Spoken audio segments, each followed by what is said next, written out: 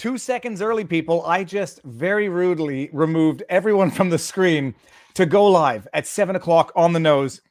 People, the thumbnail, let me explain the thumbnail. First of all, that is the biggest pike I've ever caught. I caught it off a kayak with no net and no glove, no nothing. I think I was topless in the picture, if I'm not mistaken, because I had to take off my shirt to handle the fish in the most humane manner possible, because you don't want to rub off too much of the slime or damage their skin. It was, I think I had the video. I think that's a screenshot from the video. It was the most glorious fish I've ever caught. Pike, some people like to eat them, but they fight like beasts. And that one, when you catch a pike that big, it feels like you're snagged for the first 30 seconds because they hunker down in the mud and the weeds, and you think, oh, I'm stuck in a rock. Then that rock starts pulling back. And I was also reminiscing on the good old days when I could fish. So let me see here. We're good? My audio is good. I don't want to scream too much into the mic. So Robert's not for you tonight. Well, we couldn't do a sidebar because Robert's in trial. So in order to make up for it, we're going to have a lawyer palooza. Have we done this term yet? Because this is going to be a lawyer palooza. I'm going to have to do the intros as we bring everyone in. I think I'm going to bring everyone in one at a time. We'll do the intros. Standard disclaimers, despite the disgusting amount of lawyers in this stream, no legal advice. Super chats. I haven't seen anything come in yet. I hope I haven't been demonetized. I'm good. Don't start rumors. Super chats. 30% goes to YouTube. So you might not like that, but we are simultaneously streaming on Rumble, and Rumble only takes 20%. So it's more cost effective for the creator to contribute via Rumble Rants on Rumble, and you can support a business you love. But YouTube takes 30%. Super chats are not a right of entry into the conversation. I will not get to all the super chats. If you're going to be miffed if I do that, do not give the super chat. I don't like people feeling miffed. Don't be rude in your super chats, although it's a free country and people can, be mean. They can swear at people, and it's the world, and it's the freedom of speech world. People were heckling Trudeau today, and he responded not in a prime ministerial way and said, "Isn't there a hospital you should be protesting in front of?" Dismissive, arrogance, hubris, condescension. Ugh. Can't think of any more words. All right. Oh, hold on. Where did it just go? All right. Okay. Lawyer palooza. Watch your wall. The aggregate hourly rate of this stream is going to be through the roof. So I think that's it. Let me just, if anyone can double check and see that we are in fact simul streaming on the Rumbles. I'm going to go do that while we do this. Let everyone trickle in. I have not put slow mode on tonight. We'll see how that goes. All right. Are we? It seems to be a nope. Anyone can double check and see that we are in fact simul streaming. How do I do this? Stop. Okay, we're good. Let's do this. And I see the first super chat come in. Now that I know everything's functional, that avatar is very interesting, actually. Okay, the Democrat County Commissioner Sterling Carter, who was sentenced to prison on Monday. Wow, interesting. I don't know any of that news. I'm just reading a super chat. David Individual, that's heavy news. All right. Well, that on that note, I guess we'll just bring in some lawyers and then we'll have a discussion among law peoples. I'm going to go one by one, and they're going to introduce themselves, who they are, why they are, what they are, when they are. Starting with Legal Bytes. Now I know who you are, but explain the 30-second elevator pitch as we bring everyone into the Lawyer Palooza. So I am a lawyer. I'm licensed in California and Washington, D.C. I have a YouTube channel called Legal Bytes, which I started, I'd say about a little over a year ago. And yeah, I mean, we cover all kinds of topics, from things political in nature to video gaming to Britney Spears to pretty much everything.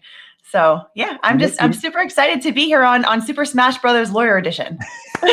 This is going to be amazing, but you forgot one thing.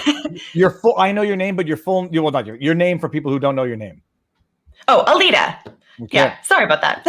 Yeah, my name's Alita. And if this is the thing that my mom has said ever since I was very, very young, that if people couldn't remember my name, because it's kind of a weird name, now people like to say Alita Battle Angel, like the movie. But before that, people would say, or my mom would have people say, not a pint, but Alita. So then everybody remembered it. And I can remember it because my grandmother-in-law was named Alita, but we spell it totally different ways. All right, now not the lawyer, the most affordable individual on the screen thus far, Eric. For those who don't know, but everybody knows you've been on the channel a few times. Who are you? Okay, I was going to say my shoulders are heavy because I have to carry the weight of the world against this passel of lawyers that are going to be coming on. That I have to represent all normal people against this onslaught of treachery. Oh, and I have a YouTube channel called Eric Hunley. And Eric does amazing interviews with very diverse professionals, people, gets into, the stuff that the law people touch on but don't dive into in terms of FBI conspiracy stuff, reality stuff, amazing interviews. What does your shirt say, Eric? Oh, yes. I need new conspiracy theories because all of my old ones came true. On that note, I have the Son of Sam cults coming on tomorrow. Wow. Amazing. Now let's just see. I want to see what happens when I bring these chats up as we're screening. How's this going to look? Well, let's see. As we bring up Legal Mindset, who's going to have to remind everyone. In fact, not remind. First time on the channel. Yes. Legal Mindset. Thank you for having me. Thank you for coming. It was short notice. I sent out an invite to Rakeda, who might come in or who might tune in a little later. Coming soon. Who are you for the rest of the world who has never met you before? Maybe. Well, I aspire to be as based as Rakeda, but I am. My name is Andrew. I go by the synonym Andrew Esquire because at the time I started my channel talking about devastatingly bad legal takes and really, really bad dictatorship in terms of mandates, in terms of policies, the lockdowns that I just couldn't take, which I had to start my channel over that. But because of that, I didn't want to get censored by the corporations and the other people that I was working for behind the scenes. They didn't see me working remote. So I keep the synonym Andrew Esquire, but you guys can call me Andrew. Yeah, and I'm a Florida attorney, barred in Florida, but right now I'm in South Korea. So good morning, guys. My goodness. Barred as in a member of the bar and not barred from Florida practice. All right. And now we got one who is Nate, do I wait for your avatar to appear with a face? Nah, well, I'm not gonna be on camera today because I'm outside because the family's inside, so that's what's got me outside. So if you only you'd see is like a dark shadow because it's dark where I'm at. So well, you do have the best avatar on earth, and it makes me want to use the service you got to get that avatar, but I don't want to copy. Well, if they want us to say where I got this from, they should cut us a check, right? They should cut us a check to say where I got this avatar from. And should get an affiliate link. That's right. Yes. It is for $5, but they should cut us a check. Well, so I believe you got it from Fiverr, Nate. But let's give him the credit. Of course, I'm joking. I've said it many times. I got this from Fiverr for $5. But you did. It did cost you more than $5. So I say they've got a lawsuit for false advertising. So the first thing, by the way, I noticed in the chat. In fact, before we even get into anything, so Norm Macdonald passed, and it's everybody's on social media with that. I do not make those types of tweets, not because I'm callous or whatever. I people mourn, and I don't make those types of tweets. But Norm Macdonald died, and the one thing I did have to share with everyone because I listened to it a couple weeks ago. Akira the Dawn did the most amazing. It was before anything happened. Just an amazing music song thingy thing with Norm Macdonald. Beautiful song, beautiful words. I posted in the link for everybody to appreciate. With that said, so we're just going to talk about some random stuff tonight. We'll start random subjects, but look, this is like the real Brody's bunch or the Brady's bunch of lawyers. If everyone doesn't mind being put on the spot, let's everyone just pick one topic and then we will, as we say in the music industry, riff on it as we go. Alita, do you want to start with the first topic of interest to you that you might want to, we want to update the world on? Oh my gosh. Okay. Well, I'm really being put on the spot here. I mean, the thing that I have been thinking about most recently is the mental whiplash that I got from AOC's dress at the Met Gala. I know that's not exactly legal, a legal topic, but there's legal subject matter in there. We're going to get to it. For anybody who had not heard about that debacle, Alita, explain. I mean, give people the visual of what went down and the absurdity of it. So if you're not aware, if you have not been on Twitter in the last, 48 hours, you may not have seen that there was the annual Met Gala, which is of course when the richest of the rich, have a absolutely fabulous party where people have these elaborate costumes and they're all by designers and it costs like $30,000 per ticket and all kinds of craziness. And it's just, it's a very decadent evening, I should say. But apparently AOC was there, and I had heard that her justification was that because she's an elected official in New York, that she said that, she wanted to go to this sort of a thing so that she could, be among her constituents or something like that. I don't know. But she decided to go with a dress that was designed, I think, specifically for her. It was a white gown, floor length, off the shoulder kind of thing. And on the back, it brilliantly stated, tax the rich in red. And it looked like it had been written on with a Sharpie. And, so of course she had that political message, but it was just the irony of it was just the mental gymnastics were really, really impressive for her to be arriving at that kind of an event and saying, oh, but tax the rich. You did mention they were $30,000 tickets, right? I believe so. That's what I was reading. So I haven't verified that, but that was my understanding. Those were her constituents too, by the way. A bunch of rich out of touch hacks. Sorry. Mostly come to New York. Well, Nate, go ahead. Well, I just want to say one thing. She represents people in the Bronx and Queens. She's not representing people in Manhattan. So those aren't her constituents. No, but they are. They're the ones who give her all her money. And it's kind of like, think about it for a second. With Google, you're not the customer, you're the product. Facebook, you're not the customer, you're the product. Well, those are her customers. They fund her. Yeah, the majority of her funding comes from outside of even New York as a whole. And then, not only that, but what I think was investigated a little while ago is that she ends up transferring a lot of those funds to less successful candidates because she's such a successful fundraiser, right? Mm-hmm. That she's essentially subsidizing other less efficient branches of the Democratic Party. Yeah, I think that was actually a point of controversy for a while because she didn't really want to be sharing with the Democratic Party at large, which is a little bit ironic considering her political message. No, it's consistent. But no, here's the question. So I think it was Tim Pool or someone had raised the question as to, if she gets a free ticket, is that a taxable benefit? And if she paid $30,000 for the ticket, how did she have the money? So hypothetically, how did she get in there? If it's a $30,000 ticket, that's what it's worth. They get their little goodie bag like they get at the Oscars. Is that a taxable benefit? And if so, what would she owe given the, I don't know, what would be the taxable rates wherever she is for anyone who may know? You're really stretching that legal advice piece right there. I feel like you're going right to that. What should she do? I don't know. Oh, God. It's the first image I saw of it was someone wearing a dress and they had superimposed Trump 1 on the back. And I was like, oh, that's who wears that dress to an event? And then I saw the entire thing, but it was it's like from what I understand, people say it's like Hunger Games, but I have never seen Hunger Games, so I don't actually get the reference. I just hear it. Who's seen Hunger Games that can give me the synopsis in 5 seconds? I also read the books. Dystopian America, children killing other children.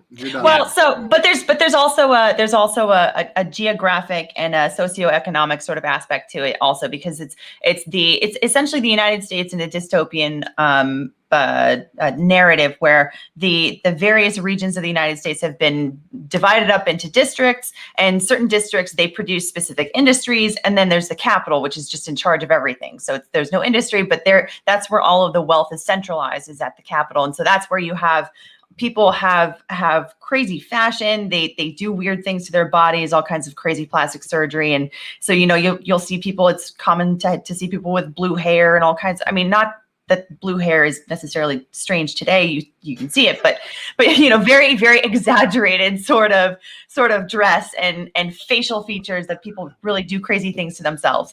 So the decadence in these crazy outfits at the Met Gala kind of fits with it, because it's like, while people are off starving in, District 9 or whatever, where they, this is like all the people that are mining for coal, then over at the Capitol, you've got these people that are just like, they have no idea what to do with their money. So they spend it on their face and betting on which child will not die at the end of the Hunger Games.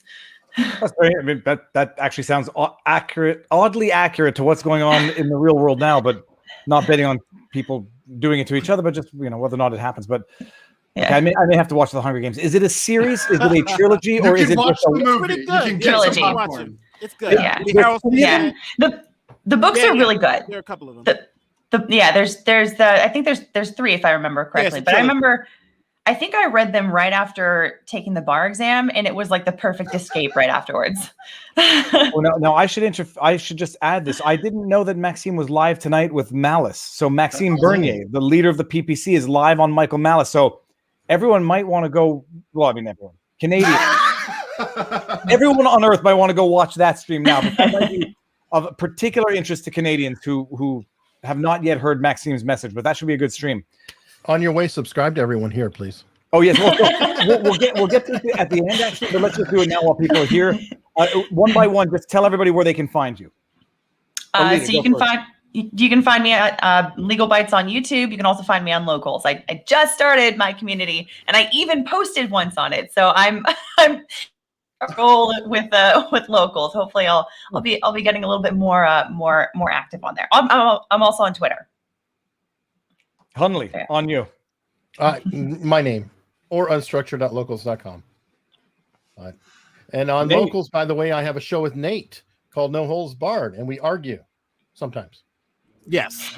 We're supposed to argue more. We really need to work on this. Yeah, we're hating each other, guys. If you just Google Nate the Lawyer, I'm on YouTube, Twitter. On Twitter, it's called the Battleground. So yeah, I'm on Twitter. YouTube is where most of my stuff is. So yeah, Nate the Lawyer, YouTube, that's me. Yeah, and for me, you can find me Legal Mindset. Even Andrew Esquire comes up, or legalmindset.locals.com, where I have a lot of my conversations, which are increasingly getting censored on YouTube. So check that out. Well, speaking of censored on YouTube, let me just pull up. I can't pull up the chat again, but I brought it up. Zerosifer says, I'm going to read it, and I might have to blank out some words. DNA codes how your body is made. RNA codes the proteins your body makes. Since the Fauci juice. Oh, God, what'd I do? I got you guys on the juice. It inserts RNA to make your body produce a protein that it normally does not to intercept the virus's spike protein. Isn't that just government-mandated human engineering? So I'm going to talk to my wife because I know what I don't understand. So that's very complex for me. But what I do know that I understand is this super chat. She went to this $30,000 per ticket party after months ago complaining about her grandmom's living conditions were bad. Bad messaging. Also bad economics. Sell the ticket for $30,000 and fix your grandma's roof. Okay, well, that's it. She never really needed the money. Grandma. Yeah. Remember, the right wingers from Daily Wire pulled up a whole bunch of money to fix her grandma's house, and if I recall, they turned it down. Now, I will admit it's cynical. It still was money that was sent to the grandma that could have taken care of it by her political enemies. Oh, yeah. But I think they do that show for like when she went to Texas and raised those millions of dollars when Ted Cruz left. It's like everybody tries to take advantage of the weak points. So yeah, but I mean, it's just scoring. Politicizing donations and refusing based on politics is the absolute insult of everything. Like it's beyond beggars can't be choosers. That is also weaponizing the vulnerable for political purposes. Yeah. That's what they do. There's a long legacy of that. I mean, come on. I mean, that's what's been going on for a very long time. So I mean, it's just the newest iteration. Other than the social media flack, was the event good? I mean, it was an haute couture, or was it a fine arts? Well, hold on. Are you talking about, was it good for the people in it or for the plebs that were stuck in the masks filming it and serving them their escargot? Andrew, it was a sophisticated vaccinated group. Okay, I'm sorry. I'm sorry. yeah. Yes. What What was real it? about it. COVID wasn't invited, right? They did not invite the Ronin Rona. Was there a mask in sight? Did anybody see any masks? The servants? Yeah. That's the staff. Oh, the irony. The people along the walls. The people on the walls who are literally Yeah. the staff are all wearing masks, but the people in it are not. And they were social distancing, right? Totally. It's Oh. I don't think so, actually.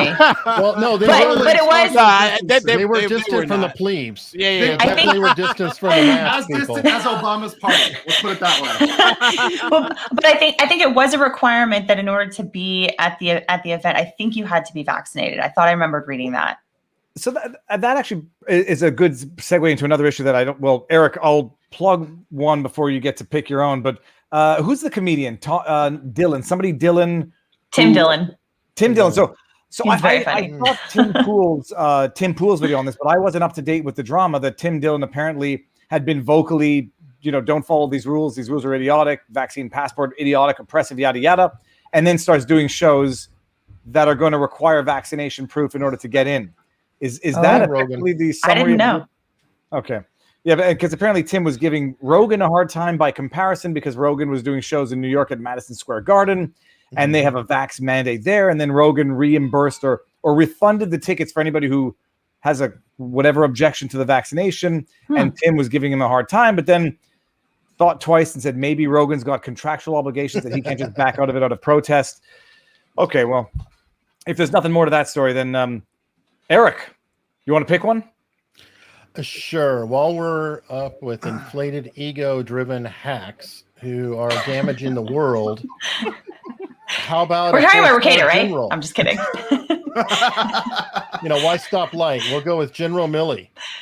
Hey, I was in the Army, and it's always a great thing if you want. And by the way, I'm not even going to go as far as comforting an enemy, which is treasonable.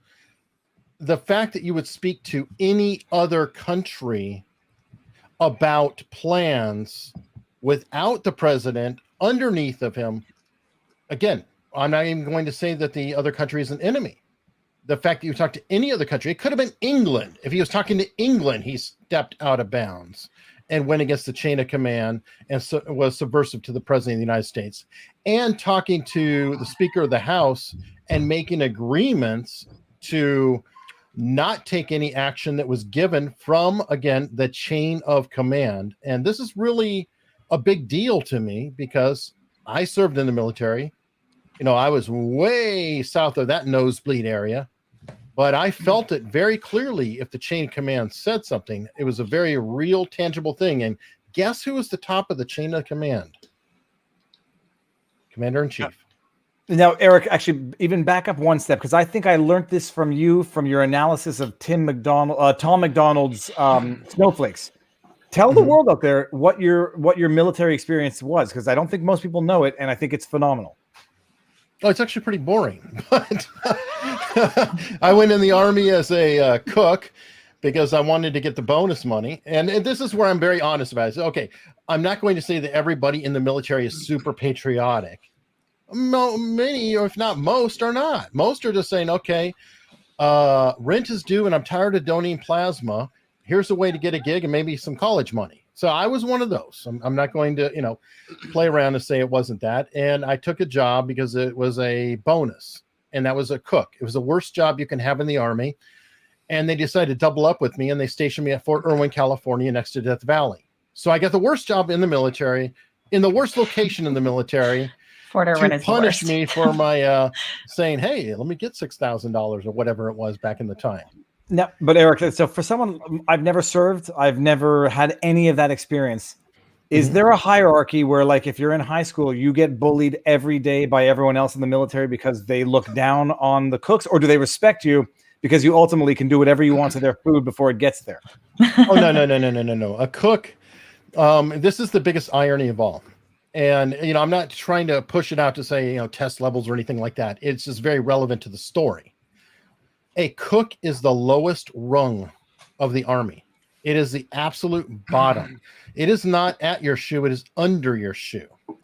And essentially, if you flame out or burnout or screw up in any other job in the Army, they don't throw you out of the Army right away. They'll reclass you as a cook. So you understand what the respect level for cooks is. Now, ironically, I took the ASVAB, which you take to get into the Army. And part of the ASVAB where you determine everything you can do is called a GT score. What's an ASVAB?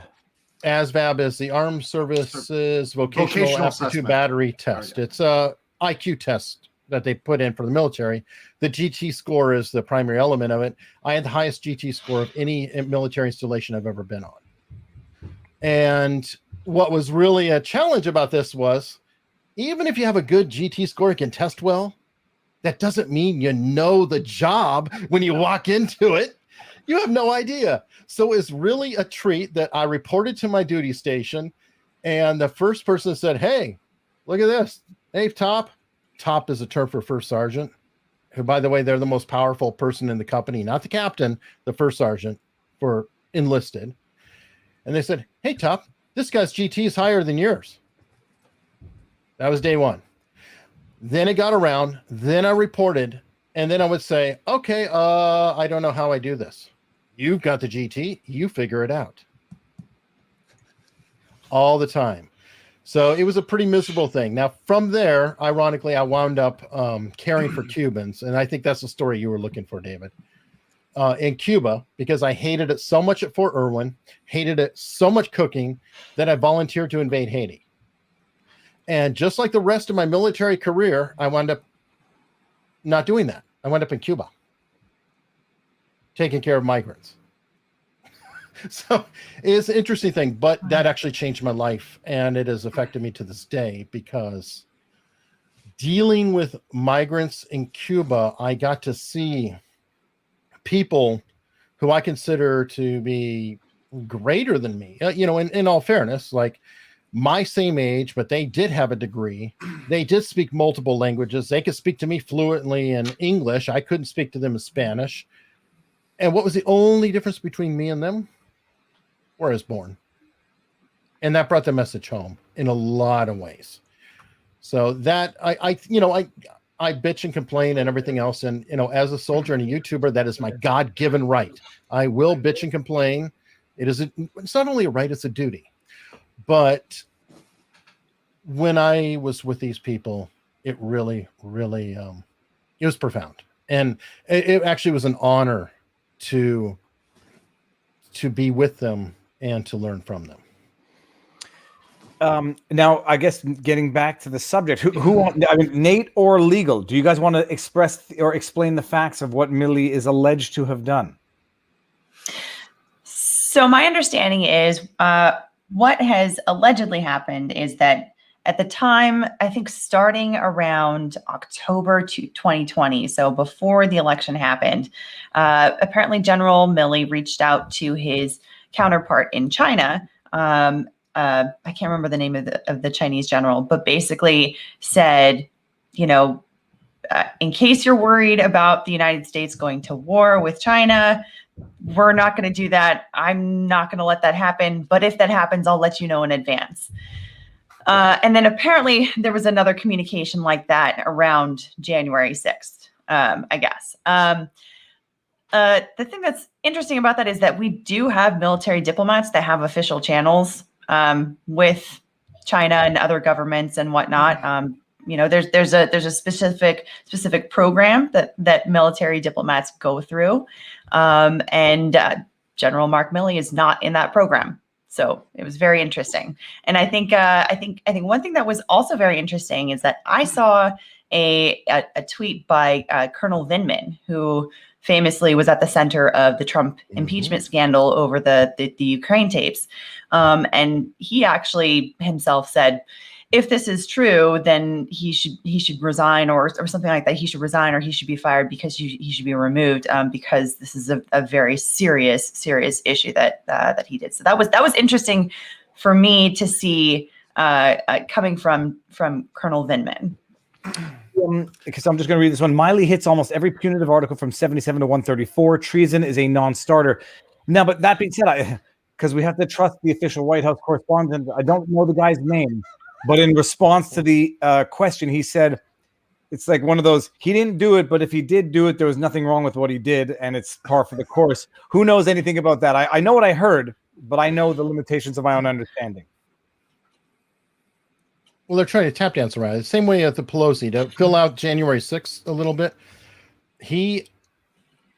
I'd say conspired, but he did confirm with Pelosi that any order that came down from President Trump, and I'm going to say President Trump deliberately because he was the sitting president, commander-in-chief at the time, very relevant, that any order given by him, he would not act on. He would confer with her, and he brought in other generals, again, to agree that nobody would act on anything that came down from the top until he gave or did not give. So he literally put himself above the president. He and Jack Dorsey are obviously equals. Only one was not reporting to the president directly, but the other one was. And this is significant. I mean, everybody can play it light and say, oh, no. And they're tap dancing around saying, no. He was going to get advisement, not slow roll. He was going to put it out together. No. There was communication there. The fact, and that's why I wanted to take the whole China aspect out of it too. If you're telling a counterpart in another country that you are not going to do anything and you are going to tell them, you are not only subverting the president, you're subverting the whole Secretary of State. We have ambassadors, for God's sake, in the country. We have channels that will say, this is the condition and this is what we're negotiating. They're all above his pay grade. He has a very high pay grade, but they're all above that. And what he did was beyond the pale. And anyone who has any semblance of being in the military and being honest should bother them to their core. And let's just take the name Trump out. And let's just say the president. Pick your favorite president. If you don't like Trump, say it's Obama. And then say it's the same thing. But that wouldn't happen under Obama. Here's the thing. This is something that only was unique to Trump, right? And yet at the same time, the narrative and the whole narrative going into 1/6 was that the coup was going to come from Big Daddy Trump. It was not that it was going to come from Pelosi. That was nowhere to be seen. I didn't see any articles on it. I don't know if you guys saw anything. But that was the coup. That's the irony.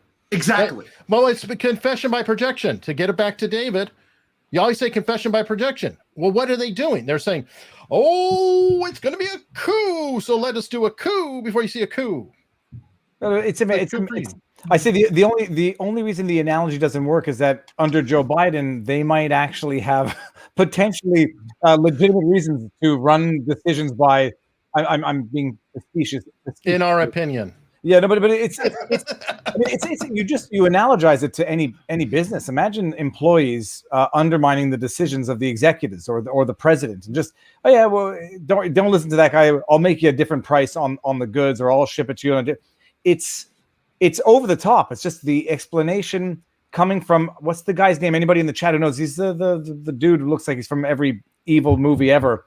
It didn't happen, but if it did happen, we looked at, it's nothing serious. It's par for the course. But does Milley, what is going to happen to Milley? It's one thing if nothing procedurally happens to him, but what's going to be the sentiment of the military community towards Milley? I think they're increasingly woke, so they might even give him a pat on the back and a gold star and send him off. Serious, because maybe we can bring back 5 stars again, right? We can talk about this, but it's something that they've been changing administratively, and there's been a long statement. A military in peacetime is different than a military in wartime, right? So you get an administrative echelon that has certain thoughts. But go ahead. I think that there is a difference though between the changes that have been happening top down and then the sentiment bottom up, right? Because there have been a lot of Milley has been one of those who went to Congress and talked about white rage, like that kind of CRT stuff has been happening, from the top. But does that sentiment actually trickle down to the people, serving all the way, at the bottom? I don't know. We don't know unless we poll them. He cared more about China and their concerns than American citizens in Afghanistan and people who assisted Americans who were in a war, who were allies. He cared more about China, a questionable relationship, over people in Afghanistan who are still stranded. It's very, very, very difficult to find it, to even have humor about it or to be tolerant of it. It's like we can joke and everything else, but the level of seriousness involved here. I mean, MacArthur got fired, for God's sake, for far less. And all he did was say, no, you're wrong. I'm going to do it. Goodbye. Well, he actually did this. Milley actually did this stuff. MacArthur never went that far. So I'm sorry. I don't know how to, put it out there other than this is beyond the pale. And yeah, he's worried about CRT and everything else. And yeah, he'll probably get an award from all the morons. And it's disturbing.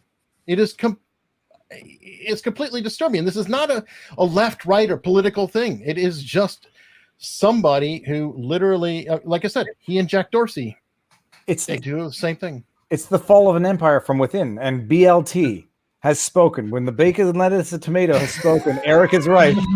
Eric is right. All right, well, to be continued. We'll see if there's any fallout. And you probably are all going to be right. With the era of politics now, it's like anything done, even if it undermines the very nation on which, the nation itself, so long as it goes against the bad guy. I got you, Nick. I'll send it. All right, now with that said, Nate, are you still in the house? Yes, I am here. It is your subject now, sir. What is of interest to you in the world?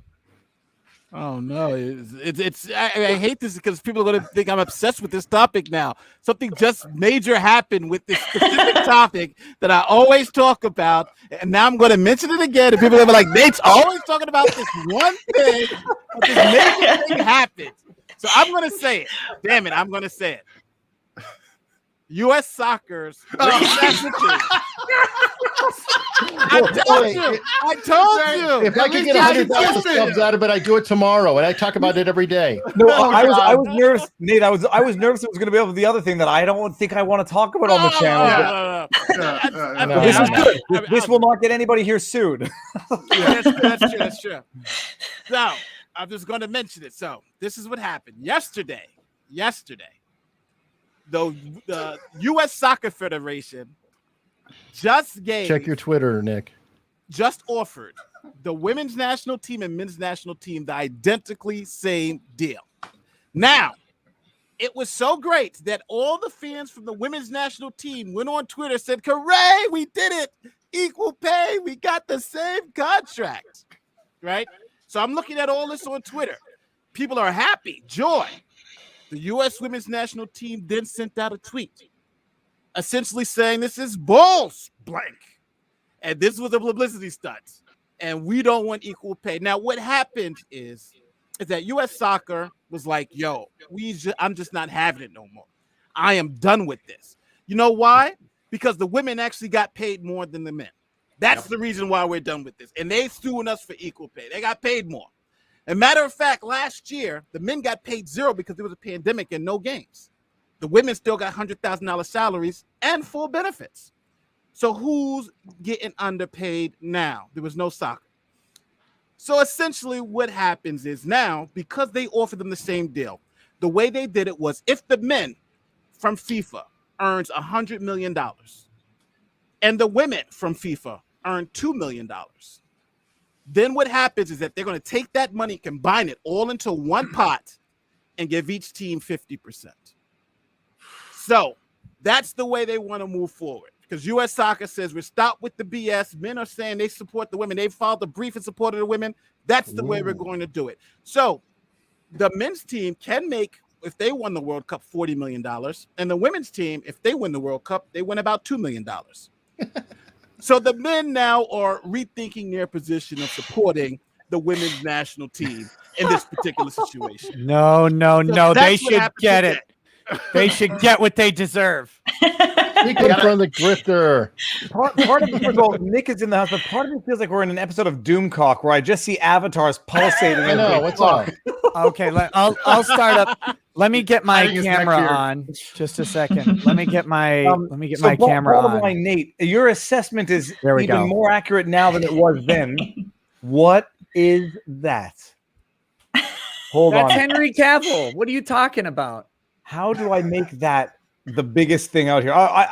I don't want to mess around with this. I'm going to disconnect the entire stream. Okay, that's a great avatar. Nate, so the bottom line, your assessment was accurate at the time. Now they are seeing the unfair benefits that they had, despite arguing that they were being underpaid. And the men's team might say, we might want to contemplate agreeing to the women's team contract. Well, no, the men are saying you're insane. This contract is insane. If we make $100 million, we're not giving the women half that. That don't make no sense. Matter of fact, ESPN reports, which is going to be in my video, that an anonymous source close familiar with the men's team is saying the women is going to have to bring some more income in because they're not willing to give up $40 million because let's they're out there playing Ronaldo.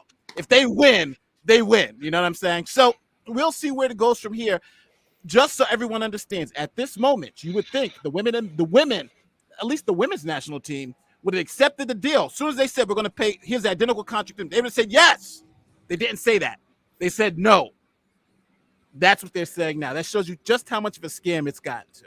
Nate, did the deal cut the other way, where if the women make $2 million for winning the World Cup, and the men, don't even qualify, so I don't know what they make. Let's say $1 million. That they cut it, they pool it, and aggregate it, and split it 50-50, and the men get subsidized. Yes, and the reason why they did that, which I believe is the most interesting part, is that right now the women's national team's argument allows both teams to sue, because under the men would have gotten paid more under the women's deal, so they can go on the court and say, well, we'd have got paid under the women's deal, give us that contract, and the women's national team is literally suing, saying we could have got paid more under the men's deal.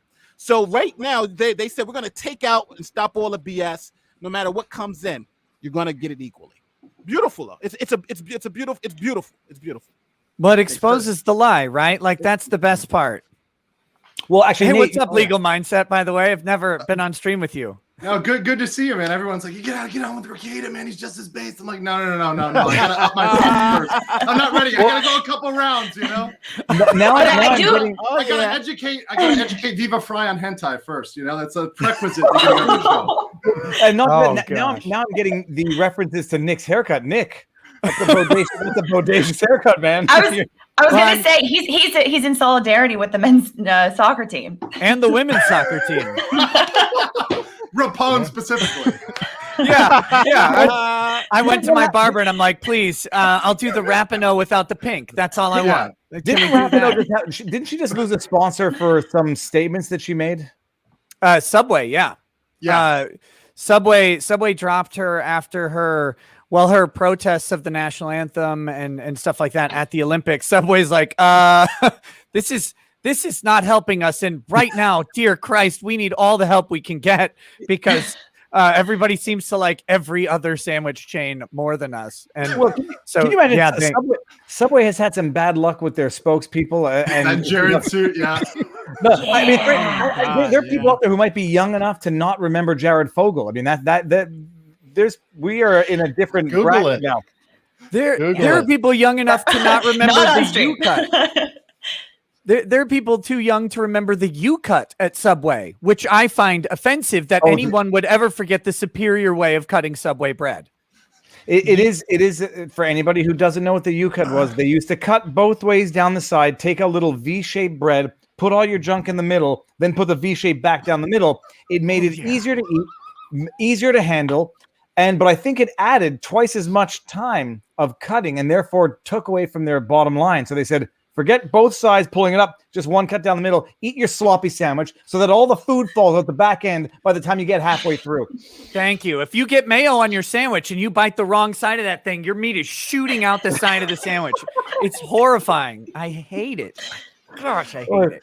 But isn't that why they wrap it? I mean, that's why they wrap it like 20 times. This isn't a burrito. No, you got it. It's a sandwich.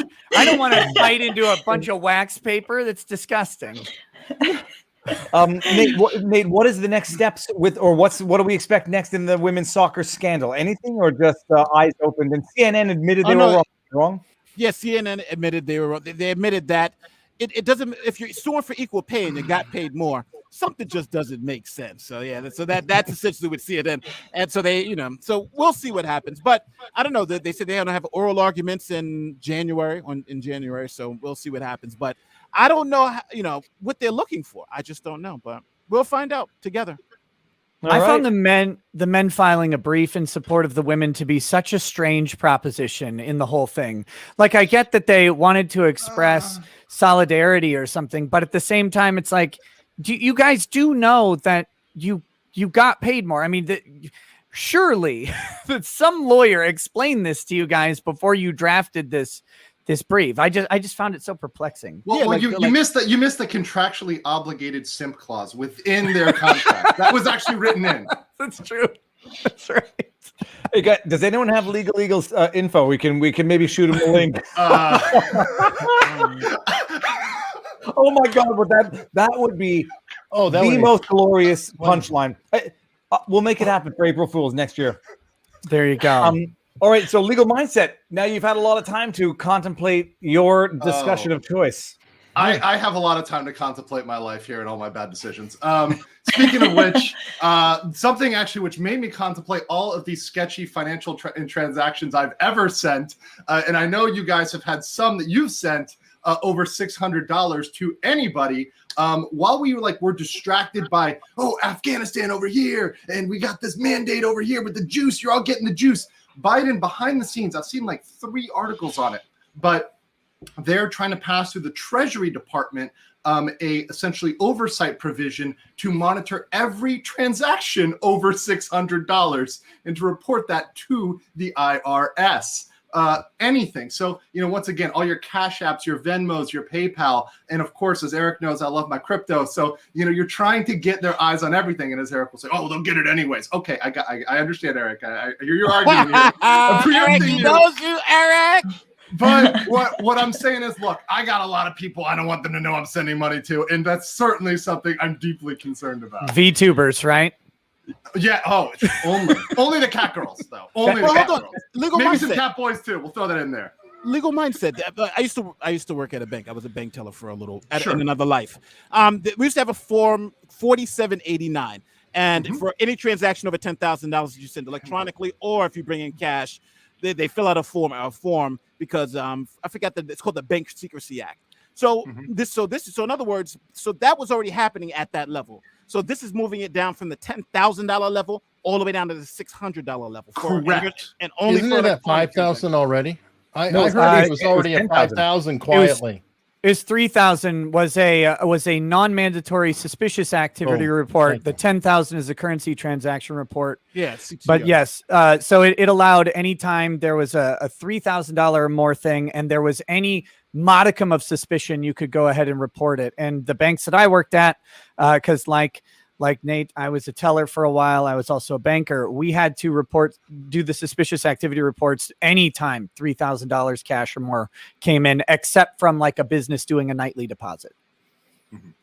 So. That's wild. I can't even imagine that the IRS would even have the proper personnel to really adequately do that. No, they don't. I know a lot of people from my former life. I actually have a lot of friends who are in the IRS, and they straight up say they don't. The only thing is we're getting algorithms that, hey, we're able to do this algorithmically. So they're saying we're just going to handle this algorithmically and trigger so some lazy government employee can say, let's get this guy. We don't like this guy. Let's get him. He sent a sketchy transaction. No. This sounds exactly like the NSA surveillance. Just pick it all up and then decipher it afterwards and weaponize it the way you want. I mean, it's but am I going to have to metadata or is it data? Because data, I would think you would need a warrant for. They haven't been clear about it. And by the way, the people opposing it are saying it's a Fourth Amendment. It's an unreasonable search and seizure, right? 14th. So it's a violation, because it's an unreasonable search and seizure. So I think it will be challenged. But once again, I think they got a business records exception, right? Like, because for example, if you're sending the money through YouTube, like I'm thinking, do I have to 1099 now everybody who sends me $600 or more over the course of a year? But either way, I don't think I think it should be a Fourth Amendment violation, but you run into what we've run into with the banking industry is that if YouTube has a business reason, which they obviously do, to keep a record of users who send another user money through their service, then it's not subject to a warrant requirement. They can just request it humbly from YouTube or even subpoena it, and it should be turned over without any exception, because you don't have a privacy interest in that. And especially with something like a super chat or a Streamlabs donation, I don't know how you could possibly argue that you do have a privacy interest in it when it's publicly displayed for everyone to see. And that's actually part of the business model. Well, so, and not just publicly displayed, but it's publicly gatherable, that information. There's even, there's websites that do it. So some transactions, it would make more sense. You have no expectation of privacy, but others for business concerns, I mean, they know who your clients are. They know who you're doing business with. That's crazy. And who are they burden shifting this on, right? Because I mean, small business is already burdened enough. This is why they're killing off small businesses left and right. That's why it's going to be, just pretty much Amazon's monopoly. Because they're layering on these regulatory requirements. Well, and don't be fooled by the $600 limit, because the obvious way around the currency transaction report is, well, we're just going to bring in $9,000 every day rather than $10,000, all at once. And so what they'll do, and especially if they're doing it algorithmically, is they'll just collect all of the data and find out using machine learning where that data matches up, how they can match all of those transactions to one person to monitor for money laundering or whatever other buzzword they want to use to justify the infringement. There's a famous Christian creationist. His name is Kent Hovind. And he did that for his church because he wanted to avoid reporting in the cash transaction report. So somebody told him, hey, like they one day they took $10,000 to the bank, and when the teller was like, hey, I got to fill out this paperwork. So they were like, well, if you don't bring in 10,000, we'll have to fill in the paperwork. So he tells his wife and everybody, whatever you do. So they bring it in 9,999, 996. They're like right there. There's one time they put in like 9,999 cents. Like they want to put as much in as possible that month. I got to read. Tax evasion is illegal, but tax minimization totally legit. But he got like 10 years in prison for it though, because it was it's called structuring. So Hovind was a Ham associate, right? One of the guys with Ken Ham. Yes. Okay. I got to read this because go ahead. Money laundering is illegal, but fine arts is totally legal. Meanwhile, we still don't know who paid $250,000 for Hunter Biden. I'll push back a little bit. The painting was not crappy. It was actually kind of visually pleasing. 500,000, or I thought it was more than 250,000. But meanwhile, got to keep those. Adolf was a painter too. Oh, who? Adolf. Young Adolf H. Yeah, young Adolf. Yes. Godwin's law just took a dark turn for no good reason. Yeah. I know he was an artist. My barber was inspired by his work. Come on, guys. Hold on. We can't make these comments without Joe. Come on, guys. So 10,000 to 600 basically allows you to gather every remotely meaningful transaction out there, keep it in a database. If you want to go out and investigate someone to find the crime, you'll be able to do it. It'll be like the NSA for bank transactions, and great, nothing bad will come of this. And if nothing bad comes of it, at the very least, the government will just know who to randomly audit because they've been getting too much cash or money transfers. Not so random anymore. And it never has been, right? It was just like the thing with the elites where they released their taxes, right? That wasn't random. They did that very intentionally, right? It's like, oh yes, it's just the richest people in America whose taxes were leaked. Once again, it's never actually an accident. All right. Well, that is a good one. Thank you for bringing that to our attention, Andrew. I was not aware of that. You're welcome, good sir. Well, now I'm scared. I mean, in Canada, they're going to have to go down to $5 because they're going to need to find every tax dollar they can get to pay for the deficit that we're working our way into. What are they going to call $5 a foonie? They're going to, eventually what they're going to, I don't know what they're going to call it, a penny sooner than later, because that's what it's going to be worth. Nick. Oh, first of all, Nick, you didn't do the intro. Everybody knows you. I can't bring up some of the descriptions of you in the comment section. I don't know why this happened, but feel free to read the chat to see what Nick's inside jokes. Nick, who are you? Where can they find you? And then tell us about a story. Okay, I am the king grifter of 2020. I won the official tournament. I beat out other substantial grifters like Ethan Ralph, Dick Masterson, and even Anita Sarkeesian in an epic showdown. So I am the grifting champion of 2020. I'm a YouTube personality, I guess, and a lawyer, but God, I'm trying not to be. And that's, you can find me at Ricada Law on YouTube. You should definitely do so. And you're on Locals? And then Bleacher Eyes. Yes, I'm also on Locals, ricadalaw.locals.com. And there's exclusive chats and videos and access to my Discord server, which is a haven of hentai, villainy, and full-on degeneracy. That is an uncontrolled place. The idea, I have always been a personal champion of free speech and maximum liberty to the extent possible. And so the Discord is an attempt at that, although they keep begging me to regulate it. I don't get it.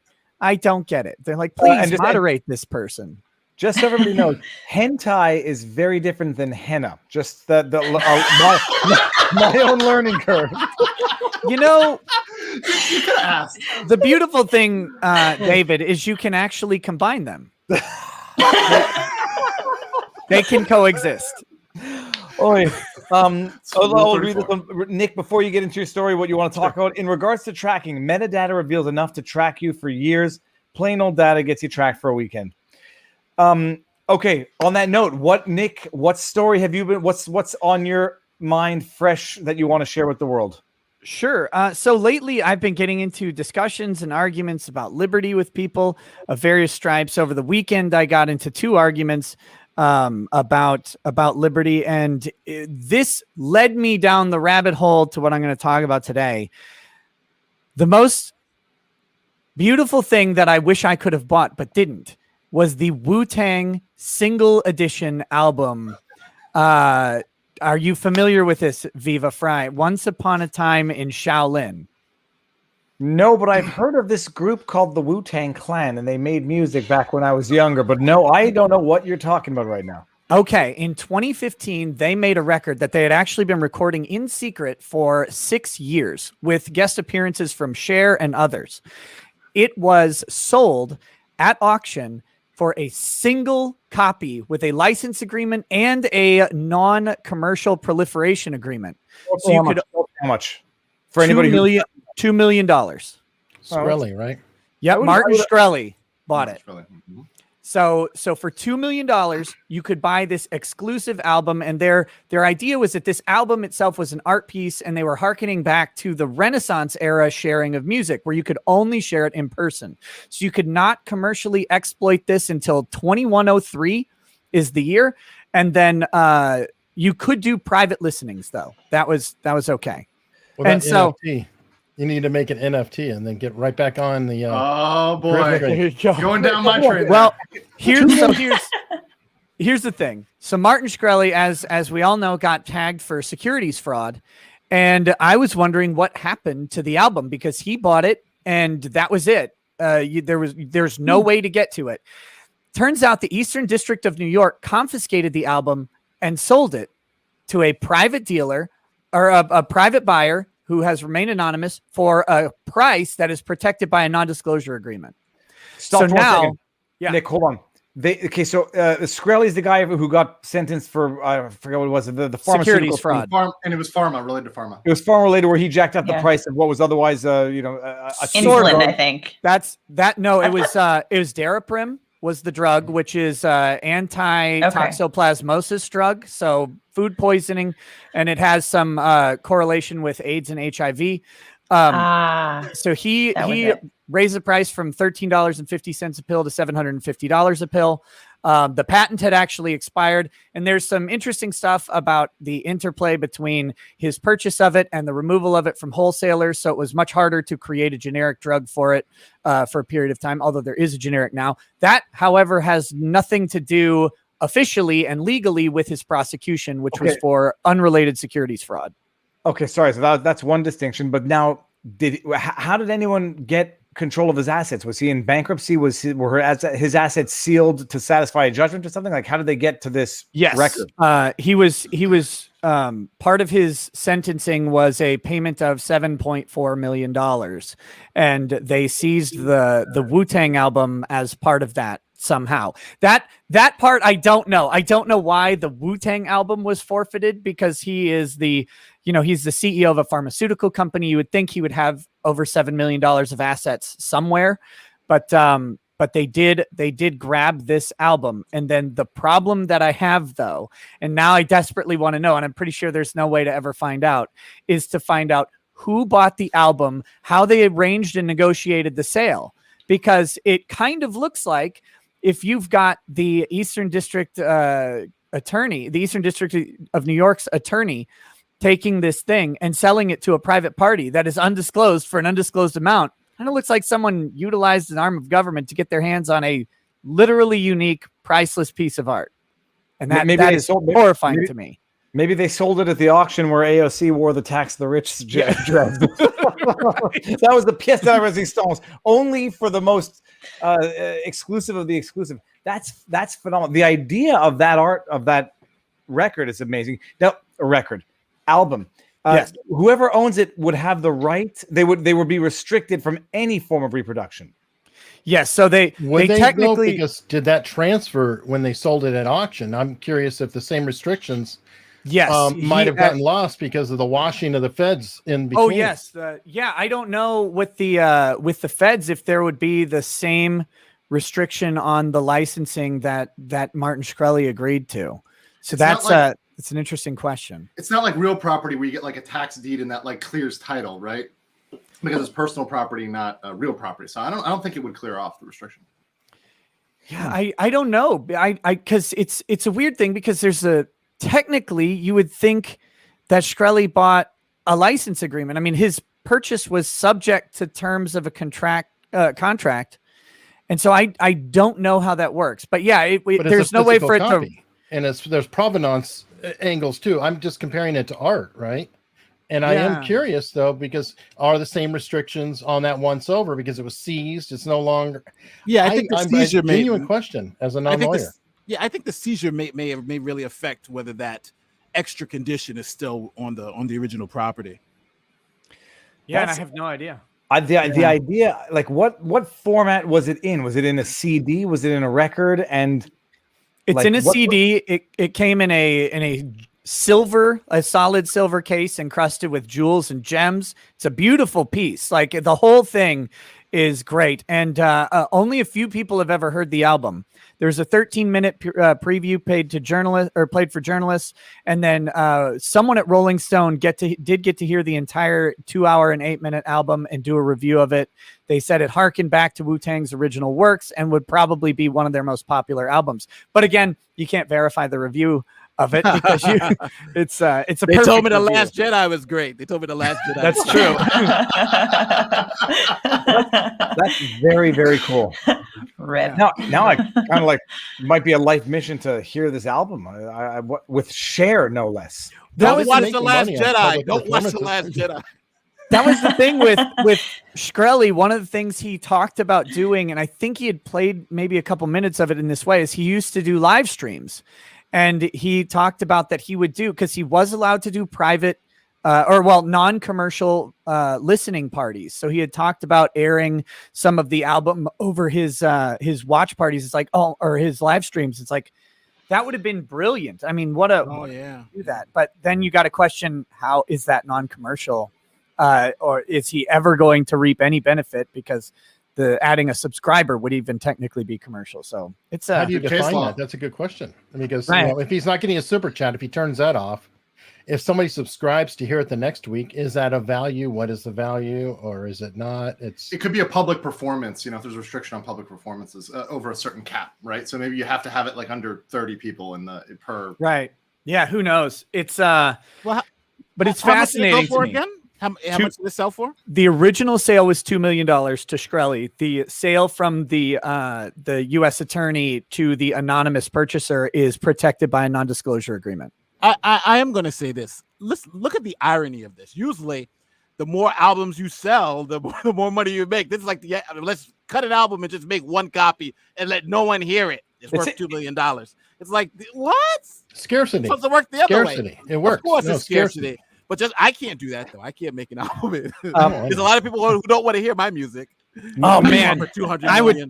I think One we day, could get Nate, in you can aspire. we get in a bidding. We can get in a bidding war for Nate's album. That would be awesome, right there. Mia says it was Terabad. $2.50. I think Mia means it was Incredibad, and that's a Lonely Island joke for anybody. Lonely Island, I have all of their albums.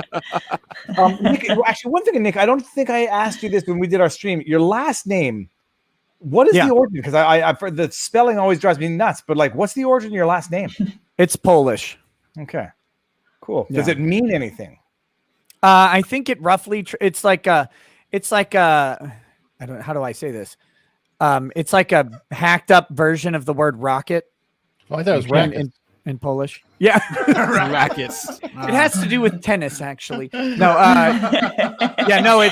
it's very close to rocket, but I think it's one of those.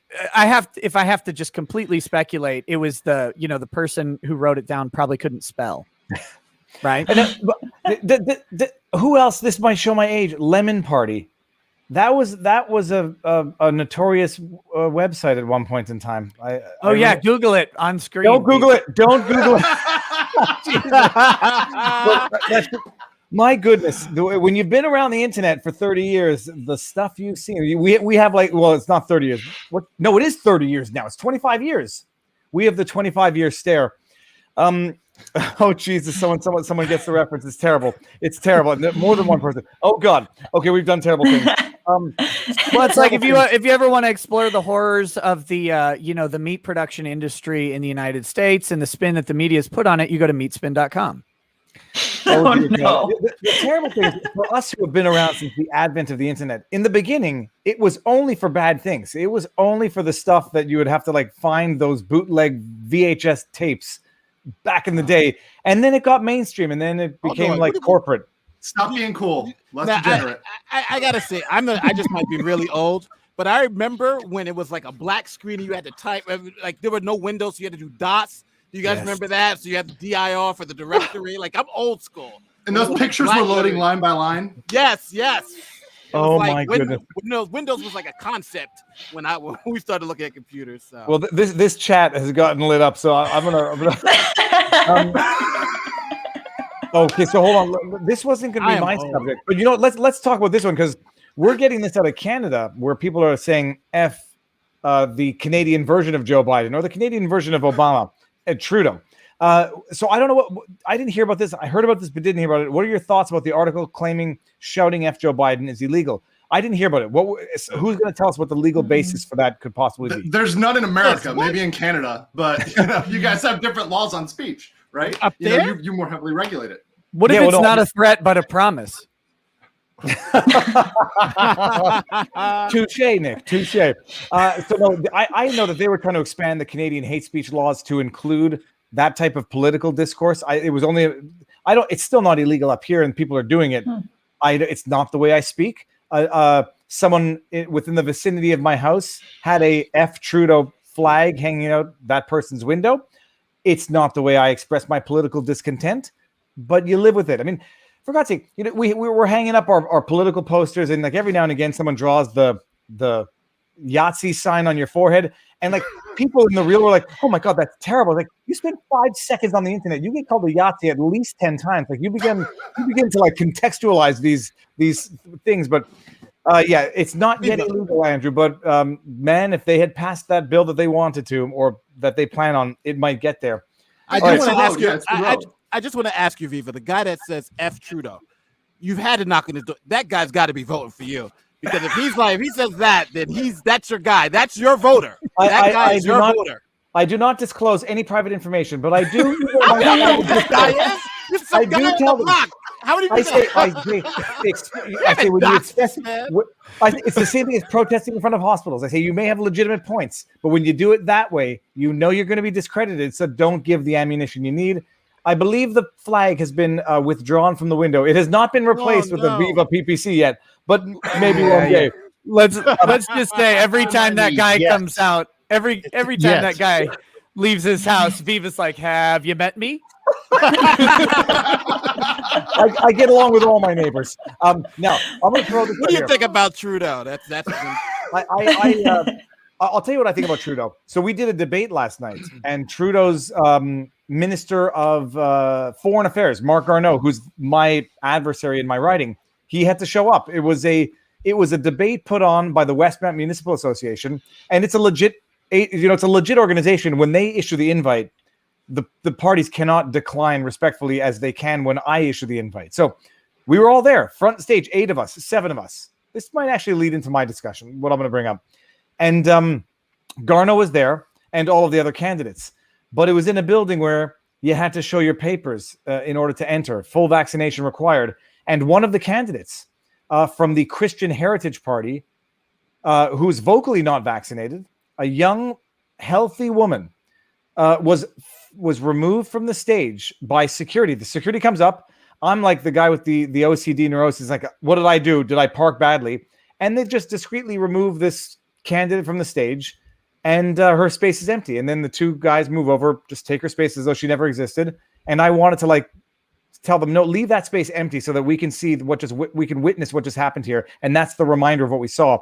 But we're literally had a political candidate removed from a scene because of vaccination status, because of the provincial mandate that no one issued except for the government, subsidized by the government. So that's where we are in Canada, and it's driving me nuts. The vaccine passport, which had a 2-week grace period, is now full law. That was never passed through any legislative assembly, through any public debate process. Edict issued under health orders has now become law, and if you don't show your QR code, you're barred from gyms, restaurants, cafes, and apparently the democratic process itself. See, Viva, this is why I would vote for you in a heartbeat, because you're a good guy. See, something like that happens. I'm on a debate stage with 7 people. I'm like, I wish something happens to one of these people so I get some more speech time up here. And she doesn't have a mask on. So long. Thank God I got some extra time to get my message out there, baby. No, Viva's not like that. That's like why you vote for Viva and don't vote for me, because I'd have been like, yo, you got to show your papers. You know how we roll up here. You know? I'm against it, but you just ain't got your spot. I think all of us would have done the same thing. I mean, the only thing is, how much do you do? Like, do I get up and protest and walk off stage? If you were up there with Trudeau and he didn't have his card, you telling me you wouldn't make a little fuss about it? I would absolutely not. That would. First of all, I was the only one on stage who took my mask off before we got the okay. There were 7 people on stage. Garneau, the conservative guy, the Marxist-Leninist, the Green Party, the NDP, New Democrat. They're all wearing masks. I was like, this is idiotic. I'm taking my mask off. I'm not doing these things which are idiotic. We're not 2 meters apart. We're 1.4 meters apart, and we're all vaccinated. I mean, it's theater to the point of absurdity. But they take her off stage. And I made a comment about it in my opening discourse. I said, this is not Canada. We have a candidate of an election process removed from stage by security so politely because of vaccination status. If your vaccine is so good, what are you scared about? And then I have Garneau repeatedly say, the unvaccinated don't have the right to put me at risk. I was like, we have different ideas as to risk and what. Risk of what? The unlikely event that this individual is asymptomatic, pre-symptomatic, and spreads it to this guy who's double vaccinated. He might be quintuple vaccinated at this point, just to be sure. He might be spread that he's so vaccinated. It was nuts, but that was my my incident. But let's just throw one out for everyone and Alita. Take it from the top. Are you following the Gretchen Whitmer kidnapping debacle, illustrating the corruption of the FBI itself? Quit everybody all at once. Whitmer. Cool whip. Not even trying. No, who's following this? Because this just keeps getting worse and worse and worse. It's just the FBI, just like with the Nassar case, how they did such a great job. They're keeping us safe. We can trust the FBI. Trust the FBI. Whitmer rhymes with Hitler. No.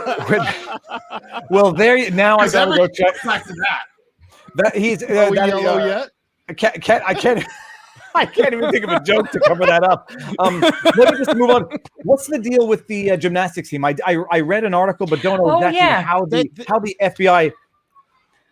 Oh, they like botched though. They had all these people were making the claims, and they were reporting it to the FBI, and the guy wasn't investigating them, and he was dismissing it. It was like, what do they have? How many years of not complaints of things that they have that he was doing this? It was like a long list, and that the main FBI they fired his supervisor, and the guy who was actually responsible for botching the whole thing, he retired before they can actually before they can come down on him. So they can't touch him. So that's what Christopher Ray was talking about today, how they botched everything. But, it's like they can't even really get the person who really made all the mistakes, because he was smart enough to was like, yo, I really messed this up, so I'm out of here. And it's a shame. But it shows you. I understand. Like, I'm one of those government guys. I'm not even going to pretend.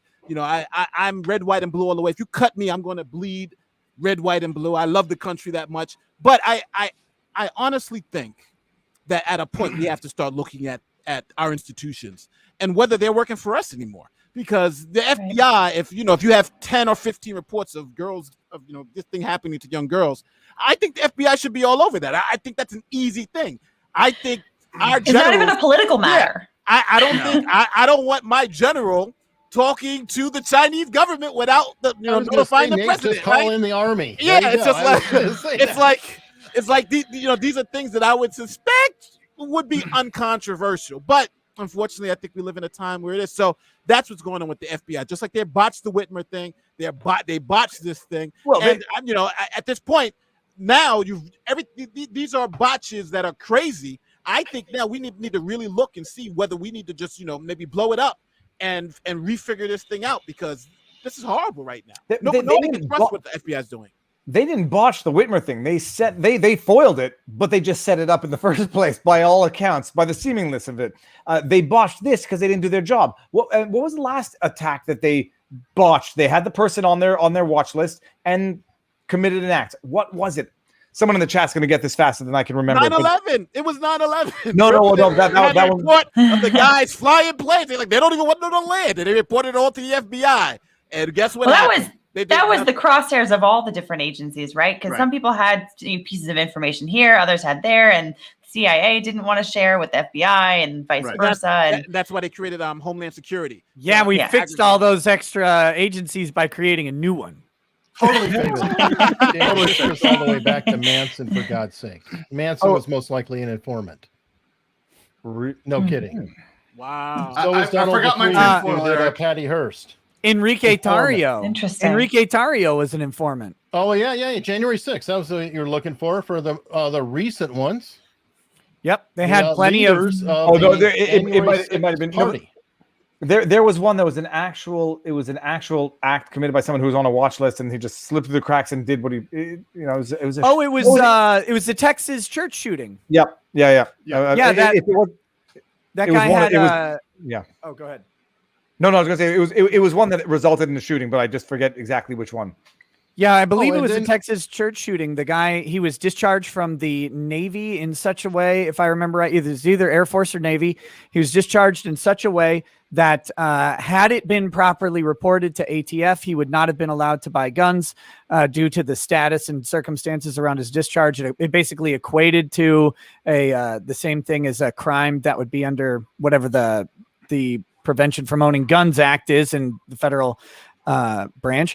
And then I'm talking like a lawyer now. I can't remember the name of anything. But yeah, so the thing was they sat on it. They didn't actually report it. And therefore he was able to go legally purchase a gun that he was not legally allowed to purchase because the background check failed since they failed to actually update the system. I got another one. Whitey Bulger.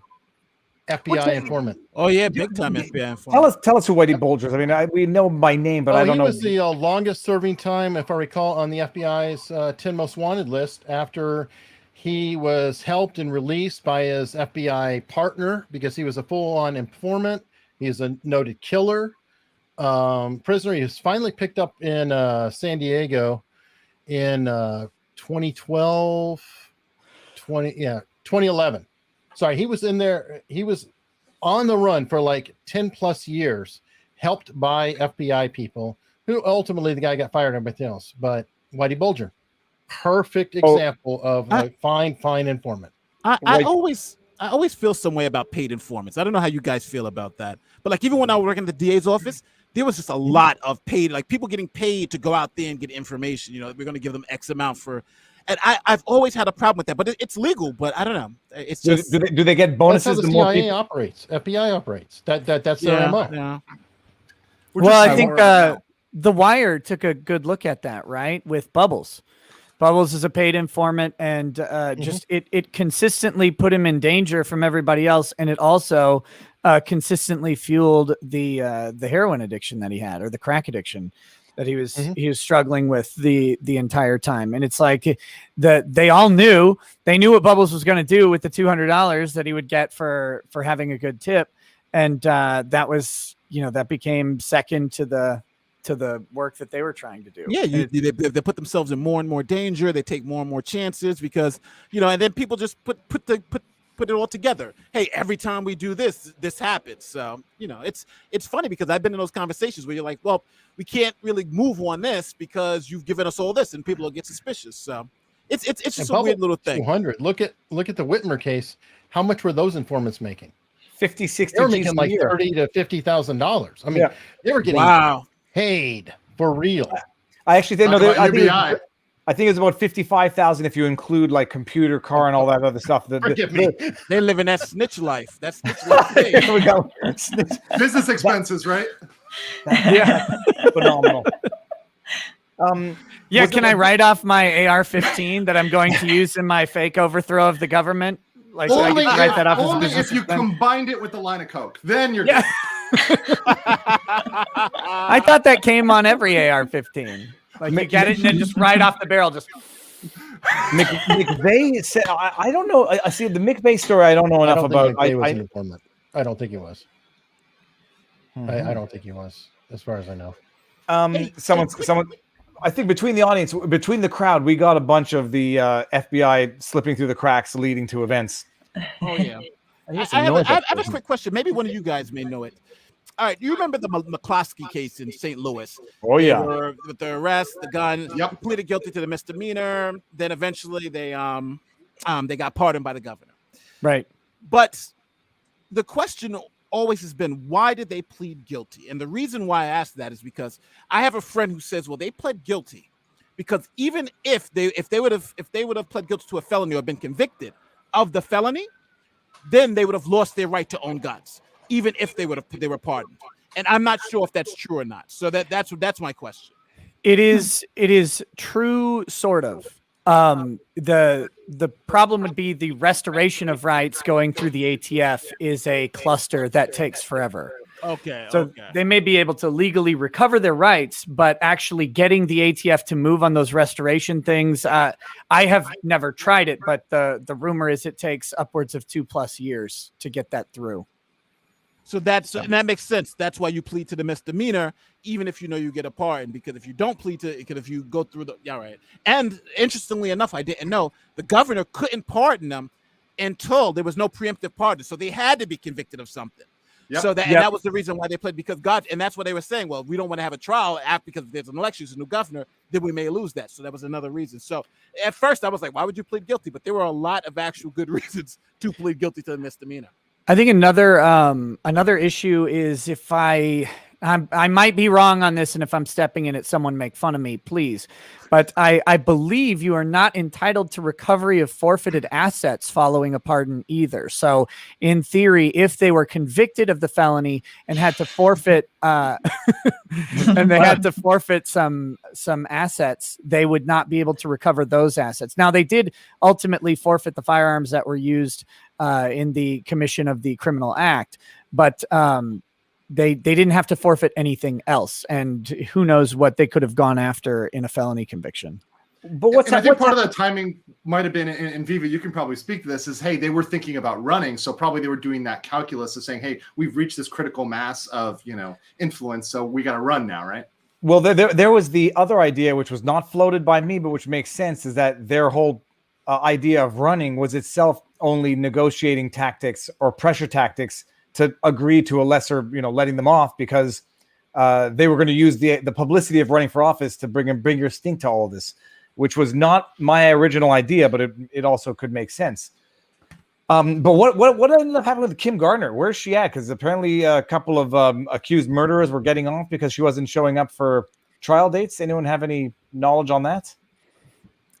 There was a news story maybe 2 months ago about the massive ethics complaint against Kim Gardner.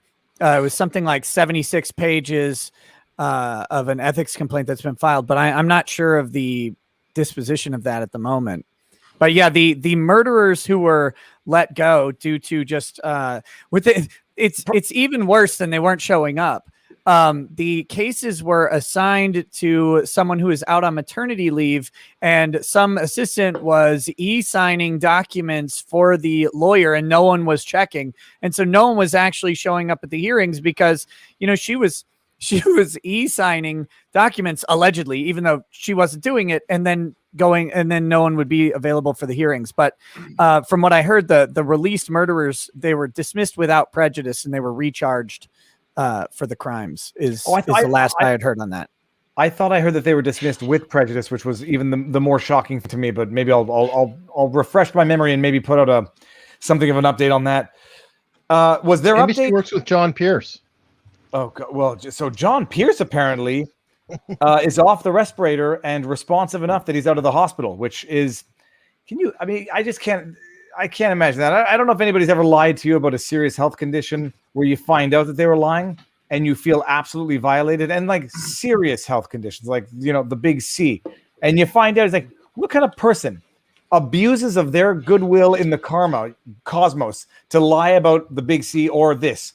And I have a feeling, I had a feeling from the beginning, but you can't make these accusations publicly, and you can't even hypothesize that the prosecutors knew darn well that the story was not true, but now they put this entire story on the record. And when it turns out not to be true, it's going to make Pierce look even worse. Hey, David, you could be a South Carolina attorney and hire somebody to shoot you in the head. Why don't you explain what you're talking? I haven't heard that one. I know that story. That's a new one for me. Yeah, it's crazy. Oh, sorry. Okay, there's a South attorney lawyer of a prominent legal family, prosecutors, very close connections with cops. And apparently a few months ago, his wife and child were found murdered, double homicide. And now several months later, he was found on the side of the road, shot in the head when he was changing a flat tire on his Mercedes, which was apparently made to drive with flat tires. So somehow he decided to forego that and go change his tire and get shot in the head. Well, I guess an arrest was made today of somebody who was hired to shoot said attorney in the head. And by the way, after he was shot in the head and was in recovery, he went straight into rehab, where it turned out that he had been siphoning millions of dollars from the firm. So I don't know. I just thought it was related if you're going to lie about stuff. And the only thing the bar cares about is the money, by the way. You missed a good point about how they actually caught the guy. Remember how they caught? Well, the way they supposedly the shooting occurred, they tried to do it in the area where there was like nothing there, but they happened to do it in a church like parking lot, and the church had just installed like these top-notch cameras. Ooh. So you saw everything at the scene. It was beautiful. You never want to get caught by a Ring camera. But there's more to that story. Apparently, the punchline of the story, the punchline of the story is that the guy hired a hitman to end his own life so that his family would benefit from a $10 million life insurance policy, which I don't know who would do that to themselves to give their money, to the family. Warren Beatty would. Or I'm not sure I get the reference. Is that a movie reference? One of the best movies that exists, Bullworth. Great movie starring Warren Beatty. I don't remember the insurance side to that. I remember the entire other plot, the entire story, just not the insurance, the life. That was the whole aspect. thing. He had hired right at the beginning. He hires a hitman to kill himself, so the insurance would go to his. And then he changes his mind and is spending the whole life. I'm an idiot. Then he starts telling the truth. There was a punchline to this story in particular was that apparently Eric, the kid, his son who had been killed earlier in apparently the botched aspect of this, and the wife. The kid was involved in a boating accident that led to someone else. Yeah, he was about to go on trial for killing somebody himself in a boating accident. Yeah. And this family apparently had been in the legal field, well known in the community for 100 plus years. The firm itself, right, and prosecution too. So they were. I mean, there's huge ramifications. This is like a TV series in the making. It really is. Everything's there. Yeah, no, it was. It's a crazy story. I mean, you read it, and then like a 1-page article in Fox News will not do it justice because it goes very deep. Britney Spears legal Bytes, Alita. Yeah, there was news. So depending on how far back you are, if you're caught up to the point that her father filed a petition to end the conservatorship, the media decided to run with him ending the conservatorship means that she's out of the conservatorship, which is not true. It's not like it magically happens when the conservator says that it should be opened up. There's a hearing on September 29th, which is probably where all of the matters that have recently been filed about will be discussed. And the court, I mean, the thing about it is that Jamie Spears, her father, the conservator, has been really the linchpin in trying to fight to continue the conservatorship and to continue in his role specifically. Many people believe that that's so that he can continue living off of his daughter and her, massive amount of wealth. But the court could still say that, even though he's filed this petition to terminate the conservatorship, the court could still say, well, actually, the reasons that you set out were not good enough, and the reasons that I'm hearing from all sides are not good enough, according to the reasons why we're in here in the first place, et cetera, the facts and circumstances. So there's that. But I guess outside of the court, there's been some lighthearted news. Britney apparently got engaged, which is really interesting because that, of course, getting married could have some sort of an impact on all of this. Marriage, to get married, you have to have a certain level of capacity, of competency. It's actually a lot lower than most other capacity legal standards. Oddly enough, even though it really does impact a lot in your life, probably all aspects of your life, I would say. But yeah, that's pretty much, that's been about it. That, and she deleted her Instagram account, apparently.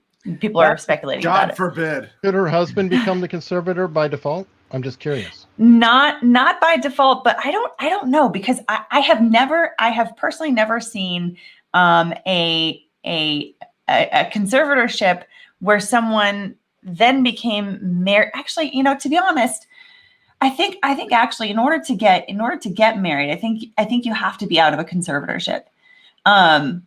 Because I remember in one particular case talking about potential divorce for someone who was on the edge of maybe needing a conservatorship.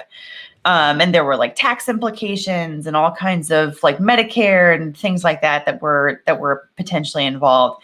So I think if I remember correctly, she would only be able to get married afterwards, which would of course add fuel to the fire for the Free Britney movement. But a lot of people are also pushing in this particular case for her to get a prenup, which no legal advice, obviously. We don't give legal advice on YouTube, but generally speaking, I would say that's at least a good idea to explore. If I were Britney, I would want to look into that very closely. If I was a boyfriend, if I was a boyfriend, I'd be on the other side. No prenup, no prenup. She can consult with Kim, because Kim Kardashian had one of the best prenups out there, and she ended up taking the big W on her one with Kanye, right? Yeah. No, she did. I think conservatorships would inherently have a problem with creating the marital estate, right? Yeah. Consent.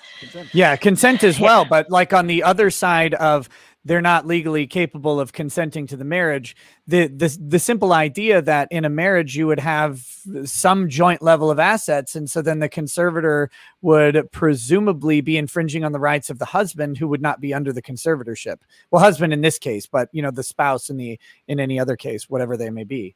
So it seems like a weird thing I hadn't even thought about. Well, actually, about the consent issue, up until I think 2 years ago here in New York, it was actually legal for 14-year-olds to get married under two reasons, with two preconditions. One, judicial, a judge would sign off on it. And second, the parents were okay with it. So even in that situation, you're talking about a 14-year-old getting married, and they stopped that because all the 14-year-olds who were getting married just happened to be girls. So they've stopped that practice here. But I always thought it was interesting how they got around the consent piece. So I'm not sure if it'll also work that way with somebody under conservatorship. What about the YouTuber who was definitely not, but definitely was killed and maybe eaten by her YouTube boyfriend in Wyoming? I have not been able to dig into that, but yeah, I haven't heard that at all. She's a van life person, right? The van life person, yeah. It's Gabriella Petito, I think is her name. The van life people? Yeah, she is. So she was very small. Yeah. No. So she is quite small. But they were traveling, She was and then a snack. early September. This is a woman who went missing in one of the national parks, and her boyfriend made it home. Yeah, so they're in Grand Teton Mountains, Wyoming. Very close, by the way, as observed by Joe Good Logic with me last night. Very close to the alleged kill zone in where you could allegedly kill someone in Yellowstone? What is it? Yeah, in Yellowstone. Park, right? It's the 40-mile square area. There was a book about it. Yeah, it's a 40 square mile area in Yellowstone in Idaho specifically, where you could theoretically kill somebody but not be convicted for it because there's no one there to actually try you. So there would be no jury. So but they're in Grand Tetons, which is right near there. It's kind of funny. But so she disappears and is reported missing by her family on Saturday, I think. And then that guy shows up back down in Florida, which is a 35-hour drive, if we're all keeping track. Shows up back in Florida 4 days later on Tuesday. And so and she's just gone. And he's like, well, I hope they find her, kind of. We're not saying anything. So I'm pretty sure he killed her. I added the eating part. That was me. But He had a live stream he had to do. I'm reading the article in Fox News. I mean, I didn't know that she was a YouTuber, but or a social media personality. But no, I had seen the story about. When the boyfriend shows up at the destination and says, "I left my girlfriend at a national park." I mean, I don't understand what people commit. No, go for it. You guys know what van life is, right? Because that's not that weird if you're doing van life. Van life is people who just live in the van. So if you say, "Yeah, I left her at a national park," that's because she lives in the van. That's what they do. They hang out at national parks. It sounds weird for anyone else, but for someone who's living van life, it's like a big thing. No, and it was her van. Yeah, but if you dropped her off, and said, you make your way home. We don't know it's her van. Okay, we don't actually know it's her van. Well, look, it's Occam's razor when the boyfriend and the girlfriend go camping, and then the boyfriend comes home alone, and the girl goes missing. I mean, geez, Louise, it's I could be camping, or were they doing van life? They were doing van life on a specific road trip, right? Like they were documenting their road trip. They'd been going for weeks around, but they were fiancés, right? Like they were engaged to be married. So not just quite boyfriend and girlfriend. The new news today is that it turns out back in Utah, in Moab, Utah, they had been the police had responded to a call of a domestic disturbance between them. Which they ruled that it was not enough to charge either party with domestic violence, and suggested that it seemed like both parties were just stressed, had a mental break, and had a fight. And the officer had them spend a night apart, one in a hotel room, one in the van. And surprisingly, the man went in the hotel room and the woman stayed in the van. It's surprising to me because I mean, I feel like I would have had her go in the hotel room. It all depends. You need to see these I'm a vans gentleman. of van life. These vans of van life are hooked up, man. Well, I would want to stay in those vans. Glamping only, right? No, but Nick, when you said the van life, I thought for a second it was Jenna Eliana who has that van life channel that we all discovered like 2 years ago. Yeah, we all discovered. Everyone discovered it because never even heard of it. It was the story of the YouTuber who picked up 2 million views off 2 videos, and we all thought some thought it was algorithmic playing, others thought it was a setup for the upcoming election. They're going to create a social media personality to exploit her base for the elections. There were a lot of theories, but I gotta hire her for some SEO. Dang. 2 million subs off 2 videos, and one was the Wow. intro to the van life, and the other was about her snake. The snake was named. Not a metaphor. Was she naked in them or No, something? she's Like, very They were very charismatic, good very, videos. very attractive, very charismatic. Had a great van. I mean, it's like anybody wants to get into van life. That Great van. Great Yeah. van. Yeah. Millie, back Okay. it up. Now I'm getting it. Millie, back it up. What was it, guys? What was the name of her snake? Anyone in the chat? What was the name of her snake? I know the snake had a funny name. I wasn't looking at it for the The snake. chat's like, albino- there's a snake in this video. I Yeah, have it's no a idea. snake. It was It's a an pet snake. albino. It wasn't called Trouser. No, it was an albino snake. Anyhow, she's all live and more. Her channel's still good. Nate, I think there was another. Hold on. Oh, I'm just going to draw a blank now. Oh my gosh. No, Nate. Okay, sorry, I got it. The video you put out yesterday about the vaccine mandates potentially not being unconstitutional. I'm gonna let Nate present Alfredo? it, see what the other lawyers have to think about it. Oh man. Hold on. You want me to present the arguments on why it's not constitutional? Yes, sir. All right. And the reason why Viva's doing this because I had to ask Viva to give me some good arguments, and he wound up giving me like all these great arguments. I'm like, oh my god, I'm gonna hear about this again now. So what was it? So the first argument was the first argument was the overbroad argument. Even though the government did have mandates in the past, they were always unique to certain, but through OSHA, they were only for particular fields. The healthcare field, for instance, and there was H1N1, some mandatory flu vaccines, so forth and so forth. So one of the first arguments was that this regulation, when it goes into effect, is overbroad. Now I know in Arizona, the AG, he did file some papers, but the problem is that they haven't even passed the regulation. It hasn't even gone through notice and comment period yet. So there is no regulation to challenge, but essentially he's challenging it early. So that was one of the first arguments, is that this law as applied is going to be overbroad because it's going to apply to all Americans and all businesses rather than just specific businesses that are in harm from this particular virus, where the virus is more likely to spread, i.e. the healthcare field. By the way, Nate, we're going to be arguing about this tomorrow, probably. The second one was the Roe v. Wade argument. For those of you who know, Roe v. Wade is the privacy, the case where it builds on privacy. And in that case, for Roe, the argument is that the medical decisions between her and her doctor are private. And if the doctor is doing a planned medical procedure that's approved, then the government can't deny her that choice to get the procedure or not, as long as the baby, the kid's, the embryo's not viable or the fetus is not viable. But the argument for vaccines is essentially the same thing, is that this is a medical procedure and you have a right to privacy between you and your doctor. But as Roe says, says that person can get, or can say, I want to get an abortion. In this case, the person should be able to deny that medical procedure. So you guys want to start with those two, because there's two more, but Anyone? I mean, who wants to? Well, I wade mean, into that? Well, his argument there's a whole that I noticed he overlooked right away. And I don't want to shoot it all because I'm going to be yelling at it tomorrow. But you forgot to mention, you were saying, oh, it's precedent, Jacobson, blah, blah, blah, blah, blah. What did all these cases have in common? They were state, not federal. Only the OSHA one was the federal that you were talking about that was very specified. So I think that a lot of the precedents are out the window because you're talking about the federal doing it, not the state. But I'm not the lawyer. So somebody smarter jump in. My only problem is that I cut that stupid part out where I was like, I can leave it out and people still get it, and I cut it out, and that's the one thing everybody keeps saying. It's about the state. It's about the state. The precedent, you can use cases for a couple of different things.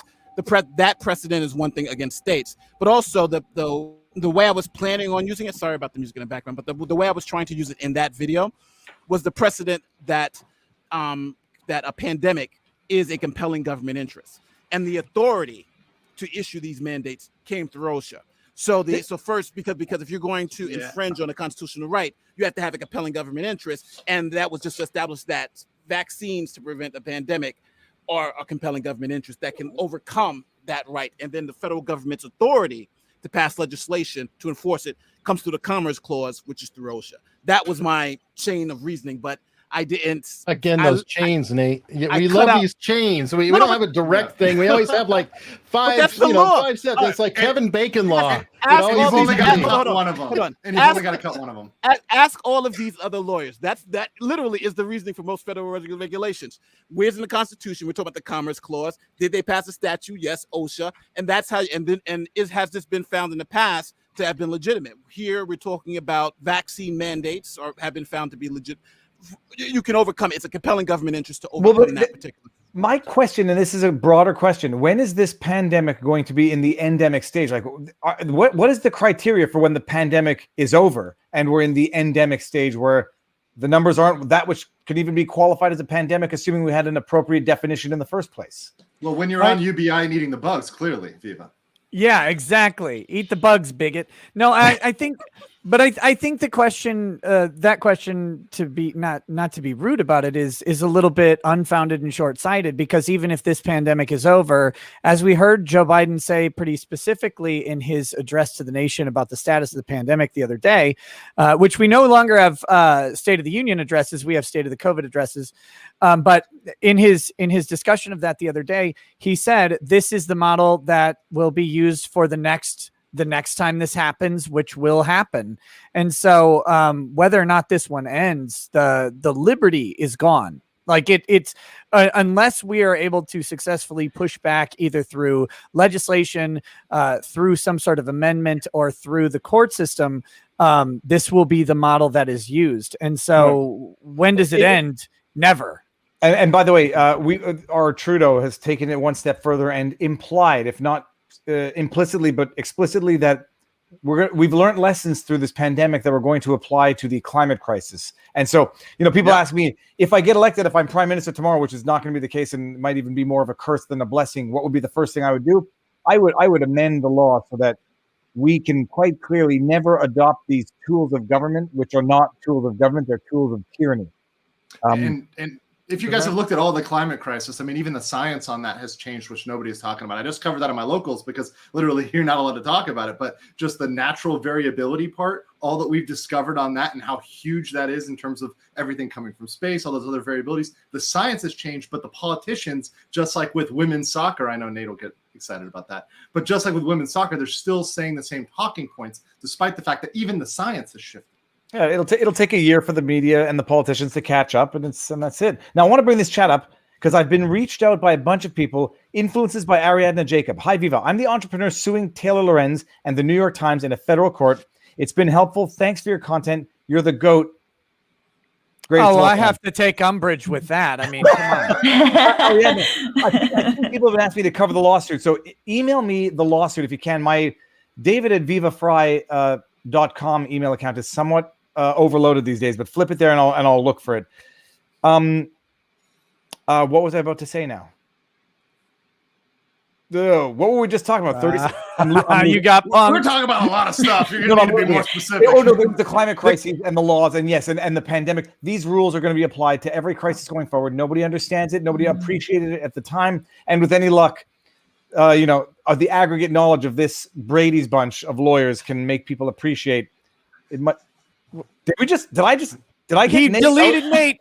No, Oh no, my I don't gosh. believe that. Viva Fry kicks Nate off the It wasn't Brady, it was Brody out. Let me just make sure that I do that. All dictatorships do start with emergencies. They Yeah. don't start with, hey, that'd be a good idea. Okay. It's all Nate said his Wi-Fi went out, so I didn't do that. The other thing about climate change that I want to say, just stemming from my coverage of Gavin Newsom's speech and Joe Biden's speech in the recall rally that they did 2 days ago. They both said, I think both of them said, I know at least one of them did, that this we were approaching the point of no return for climate change, that we would no longer be able to reverse the courses. And I want everybody to remember that we actually already passed it. We passed it. It was back in 2012. They gave us a date, Allegedly. a specific date. And everybody said, if we do not take this specific action by this date in 2012, we will be past the point of no return and there is no possibility of recovery. And we didn't do it. So therefore, Wait, I propose. Nick, wasn't it the Mayan calendar? 2012, the end of the world. Oh, yeah. It was December 2012. Yeah, I remember that. Yeah, I had finals going on. I was like, oh, great. But I mean, I get to finish law school. This is actually like a thing that they were running with. Like I think Obama at the time was saying it, and they said if we do not take this action, and we didn't do it. We didn't take the action. We won. We killed the climate, and it's great. So now. Let me just unburden all politicians. You never have to fight for climate change again because we killed it. It's dead. Now let's move on. We're actually living in the Matrix now. It's fine. It was a typo. They meant 2021 and not 2012. The consensus is it was Al Gore 2012. No, but it's they're going to apply these. They're going to apply this anytime there's a bad flu season. Every time there's a climate emergency. They've learned the wrong lessons, and we have not learned the right lessons. But on the Gavin Newsom, which might be the good subject to wind this up on, what's the deal? Like, I still don't understand the procedure that Gavin Newsom is claiming. By the way, I just love this. The headline in Fox News was not recalled. It wasn't even Fox. It was everywhere. Not recalled. Like, this is the new measure of success in American politics, is not getting booted out of your office for gross incompetence and corruption. You've succeeded. From a deep blue state, in a deep blue state, you know, but in an indigo state. How are they declaring it now? Like, I just don't understand how they declare it now. When was the official end date to vote? It was yesterday. Yeah, it was last night. It was so far ahead. It was so far ahead in the polls, and everything else said it was a statistical improbability. And Posobiec, anybody who doesn't follow Jack Posobiec on Twitter, you're missing out on a wealth of insider or at least early information. If what he said is true, apparently 6 million Californians voted for Trump, and apparently only 3 million, or is it 6 million Republicans voted for Trump, and apparently only 3 million. Why? That's like, I mean, just those statements. That's like strike territory there. Like, no, don't say the word strike. Oh, those are reported numbers. I think they agree. Nobody questioned California. Clear. We're talking about a workers' strike of YouTube employees. We're going on strike. Until Viva Activision. Until Viva provides fair wages for us enslaved lawyers showing up on his show. I'm Canadian, people. I don't know what I'm saying here. I'm an idiot. But apparently half as many people voted for recall. Half as many Republicans voted. So Posobiec or Cernovich now? One of the two of them said Republicans didn't show up for the Newsom recall. I don't know if that's true. Does anybody know like what the turnout was for the recall? I thought they either didn't show up or they didn't mail it in. Yeah. I don't know what the turnout is, but looking at Wikipedia, the October 2020 stats on Democrats versus Republicans is 10 million registered Democrats, 5.3 million registered Republicans, and 5.3 million no preference.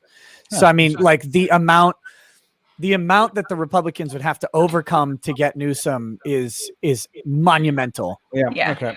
Yeah. And I mean, they were able to do it with Gray Davis, or the Gray Davis recall. I think largely because Arnold Schwarzenegger was very well known, very well liked, and actually relatively moderate. So, Larry Elder, on the other hand, is much more to the right. He's been a known entity for decades in conservative circles because of his time on talk radio, and so it's just a very different. But that's conservative. Arnold was a rhino, really. He would have been painted. If Arnold ran today, I think Arnold would have lost because they would have painted him as a Yahtzee. First of all, he's Austrian. Come on. So, they did. They actually did that. That did come up. I remember. It did come up. I think because it did. His father came up because of his "F your freedom" comment. Yes. Well, no. It came up back then too. That's in the recall. And there were some comments that he made in the 1970s, I think, also that also, like, when he was in some sort of a TV interview or an audio interview, and I remember hearing those are bad kids. Arnold made a lot of really funny comments in some interviews about what he liked to do after going to the gym. He lived a different life. I'll tell you, I took flack for bringing up his family history because typically, you're not guilty. One is not guilty of the sins of their father. What was nice about it, David? No, but because typically, the children are not guilty of the sins of their father, and I appreciate that. But when one has a certain history within the family that they have to be conscious about before telling freedom-loving Americans to screw your freedoms while they're sitting there smoking their stogies in their jacuzzis, talking about how good life is under lockdown, you have to be conscious about how your history might reflect poorly on your current position. And so I brought up that piece of information to say the apple doesn't fall from the tree at the end of the day. The apple doesn't fall far from the tree at the end of the day, because that comment pissed me off. And when Howard Stern says the same thing, getting on the screw your freedom bandwagon, it's so nice for the people who are living in the lap of luxury. They may have earned it, and that's not the issue. But once you've gotten to a certain level where you no longer have the same concerns as the people you're telling to go screw their freedoms, I take issue with that. And when you have a history that might be problematic in terms of screwing people's freedoms, you have to be conscious of that.